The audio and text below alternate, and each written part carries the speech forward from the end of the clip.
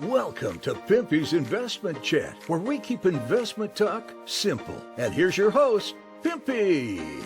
What is going on out there, peeps? All right, let's get back to Iraq. Not a whole lot going on. There definitely is a strain on some other relationships that Iraq has with other countries, whether it's warranted or not. This is the type of stuff that you don't want to see happen, because if Iraq is trying to get back out and do business on the international scene, the last thing you need is tensions with one of the biggest countries out there that definitely can help strengthen your economy. Before we get started, hit the thumbs up button. If you're not a subscriber, please do so, because when you do, it helps out the channel, and I surely do appreciate it. If you're thinking about buying gold and silver, go to our friends over there at Money Metals Exchange. The link is down below in the description. If you're a first-time buyer and you spend more than $100, use promo code Pimpy, P-I-M-P-Y, and you will get a free half ounce of silver. So it looks like the different Shiite leaders are trying to figure out how to get past this political blockage. I'm not so sure they're going to be able to. Sauder has made his stance. He doesn't want the coordination framework involved. They're corrupt. He doesn't want to continue doing business with these corrupt people. And I really do think it would reflect badly on Iraq if the coordination framework manages to wiggle their way into the government again. So when I hear a lot of people say, hey, Pimpy, man, the exchange rate's going to change. They can't keep punishing the Iraqi people. It's been going on for 30 years. Well, you got to understand that this punishment isn't just coming from the UN. A big part of that had to do with the corrupt government that was in place. Understand that some of this protection is there for the people of Iraq, whether you like it or not. The last thing you want to do is remove sanctions off a country where the government is so corrupt that these people just bleed this country dry. And that's pretty much what almost happened. Plus, on top of that, allow them access to serious weapons for the military? Yeah, I don't think so. I understand why. So the Iraqi people shouldn't be looking at the United States, and they shouldn't be looking at the UN as the main reason why it's taken 30 years for them to get out of sanctions. They got to look at that corrupt government, the one that is still there now, that Sauder is trying to prevent from going back into power. I'm talking about the coordinated framework. Said a national union revealed the reasons for Taliban's visit to Baghdad to end the dispute between the framework and the current. So you still have active members trying to squash the issue, but I think it's a dead horse that they're trying to kick if they keep insisting on allowing Maliki and his people to be part of this government. I just don't think you're going to see Sauder give on any part of that. The representative of the Patriotic Union of Kurdistan, Ali, on Tuesday affirmed the continuation of his alliance with the coordinating framework. Ali said in the interview, followed by the news that the president of the National Union, which is Talabani, to Baghdad and his meeting with the leaders of the framework came to confirm the strong partnership with them, and that the recent Kurdistan rapprochement does not target anyone. So you can see what they're doing here in the media. It makes it look like Talabani went to go meet with the coordinating framework and that they are on the same side. Last time they said something like that in the news, it was quickly disputed because it gives the impression that Sauder's alliance is breaking up.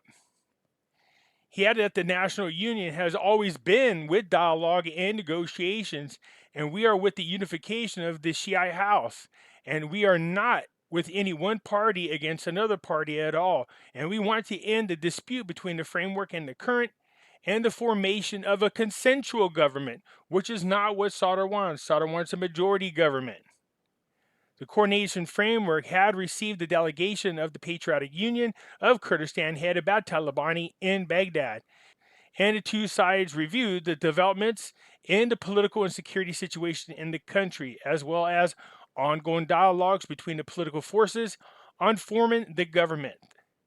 The two sides stressed the importance of serious communication between all parties to end the state of political blockage that the political process suffers from at the present time, and to expedite the formation of the government that preserves the rights of the Iraqis away from exclusion and marginalization. So you got Halabasi discusses with the new U.S. ambassador to Iraq the support of the Iraqi forces. So the new ambassador has been making her rounds, making her presence known. It's the same mumbly jumbly that they talk with one another, which is our side is looking forward to doing business with you. Our side is looking forward to doing business with you. And, what can we do to work with one another? Basically, that's what all that is. This article says a new joint statement. The two main parties in the Kurdistan region agree on 3 points. That's usually what happens when you're doing negotiations. Why don't you get the things that you agree on out of the way first and move forward with any progress that's necessary to make those things happen and then work on the other things later. But instead, you want to hold everything hostage, which is not good. The two leaders of the Kurdistan Democratic Party and the Patriotic Union of Kurdistan held a meeting in the city of Erbil, the capital, which resulted in agreement on several points related to writing a constitution in the Kurdistan region and the parliament election to be held in October. So hopefully when they put their constitution together, they're paying attention to what's going on over here in Iraq. If Saudi gets what he wants, and I'm sure he will, and he grabs control of the government, they definitely have to start making amendments to the constitution so that the government cannot be held as a hostage whenever political parties don't agree. You need to do something about that so they can nip it in the butt right away. So the joint statement issued by the two parties said that the meeting was held and the two sides agreed on the necessity of the constitution of the Kurdistan region and to take the necessary legal preparations for this purpose. And so we agree all countries, in my opinion, should have a constitution, but more importantly, they should follow it. We have a great constitution. It's the oldest constitution in the world. But recently, one of our political parties has been crapping all over it and violated every chance they get. So this has become an issue, and it continues to grow as more and more countries jump aboard condemning what was said. So apparently, somebody from India, representatives, had made a very bad comment about the Prophet Muhammad, and it's causing some tensions. It says Iraq, Libya, Malaysia joined over a dozen Muslim countries in condemning controversial remarks against the Prophet. The Indian embassy in Qatar and Kuwait in their statement had referred to comments as being made by a fringe elements. So you will get that. People got to understand that the governments around the world have been infiltrated by a lot of members of this World Economic Forum. They'll do whatever it takes to damage governments. They're doing it. They're doing it here in our own country as well. So you got to understand that India is a huge country. I believe they are the second largest, or they might be the largest population-wise. So any chance you have an opportunity to do trade and business with them, obviously you want to. They have over 1 billion people there. That would be great for business. But you definitely don't want any type of tensions between your country and their country, especially if they're comments made by a single individual. It says Iraq, Libya, Malaysia, and Turkey have joined over a dozen Muslim countries in condemning the controversial remarks made by a now suspended and expelled BJP leaders against Prophet Muhammad. In response to a statement issued by the Parliamentary Committee and the tribals of Iraq on the controversial tweets, the spokesperson of the Embassy of India in Iraq on Monday clarified that the tweets do not in any manner reflect the views of the government of India. The Iraqi statement said that these abuses, malicious, and disgraceful acts will have serious repercussions and, if not contained, may lead to dire consequences that will have unimaginable consequences for the peaceful coexistence, as well as increased strife and tensions between the peoples, according to the official Iraqi news agencies. So again, the last thing you want to do is have tensions between countries because of the comments made by an individual. So India is doing their part, saying, look, our government does not agree with whatever the comments were made by this individual, and that person has been suspended and is removed. Hopefully that'll be good enough. You absolutely want Iraq and India to be trade partners, and you don't want no tensions there. So this isn't good for the people of Iraq, that's for sure. Iraq to cut electricity as Iran gas supply is reduced. So many of you know that the United States gives exemptions to Iraq to buy power necessary for them to have electricity in Iraq. Right now there seems to be an issue, and that is Iraq is not paying Iran for the energy.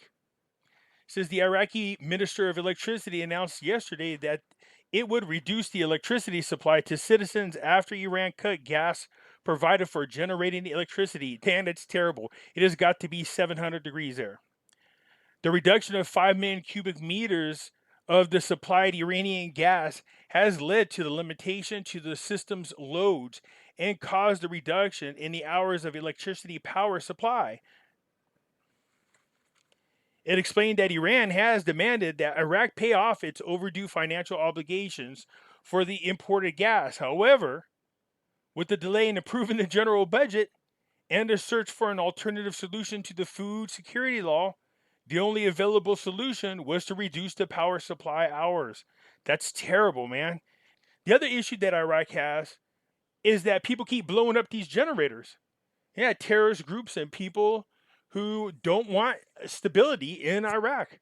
They keep blowing up these generators. This isn't good because if you're a country who wants outside investors to come in, it's kind of hard if you need to have electricity where you're producing something or manufacturing something or starting a business anywhere. If for whatever reason you can't get electricity, it makes it kind of hard to do business, don't you think? So building the electric grid has been an ongoing issue with Iraq. Something needs to be done because, like I said, you have individuals who keep blowing up these generators. And then now you have to rely on Iran to send you gas so you can run these generators. And if whatever little thing happens, this is what the results are. So no, Iraq is not stable. They need to get these types of things taken care of. This statement said that the parliamentary and the government efforts will be made for the Ministry of Electricity to communicate with the Iranian side to search for satisfactory solutions to pay off the dues and continue pumping gas without leading to deterioration in the quality of energy services and harming the interests of the citizens. So the fact that this government has not been formed and a budget has not been passed, as you can see, affects Iraq in many ways. And this is one of them. So if you're an outside investor looking to do business in Iraq, this is one of the things that you need to be concerned about. Will I have electricity? Will I be able to do business in Iraq? It's kind of hard to manufacture widgets if your machines aren't running on electricity to cut the wood necessary. You get my point. Anyways, that's what's going on over there. They really need to get this thing ironed out. They need to get this government formed. They need to get this budget passed. It's still at a stalemate. What are we now? 7, 8 months into this, and still no government has been formed. Anyways, that's it for now. You guys hit the thumbs up button. If you're not a subscriber, please do so, because when you do, it helps out the channel, and I surely do appreciate it. And I'll catch you later. I'm out.